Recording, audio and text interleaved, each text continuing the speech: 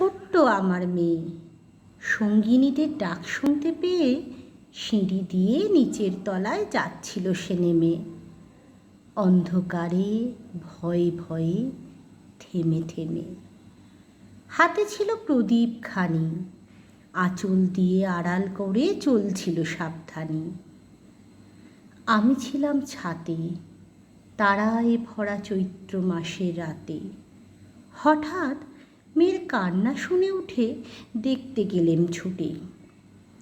সিঁড়ির মধ্যে যেতে যেতে প্রদীপটা তার নিভে গেছে বাতাসেতে। শুধাই তারে, কি হয়েছে বামি?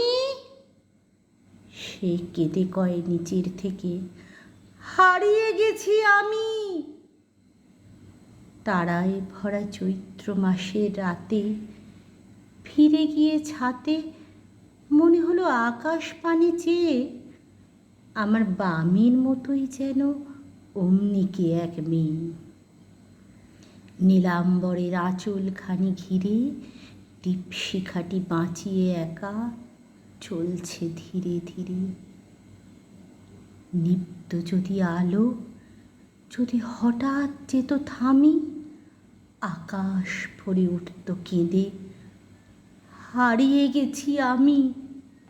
নমস্কার, শুরু হয়ে গেছে কবিপক্ষ। এই বৈশাখ মাস আমাদের সবসময় একজনের জন্মদিনের কথাই মনে পড়ে।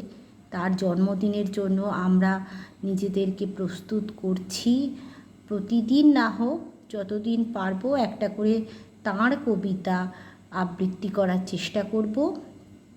এটি ছিল হারিয়ে যাওয়া কবিগুরু রবীন্দ্রনাথ ঠাকুরের।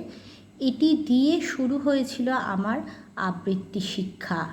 সকলে একটু শুনে বলবেন কেমন লাগলো।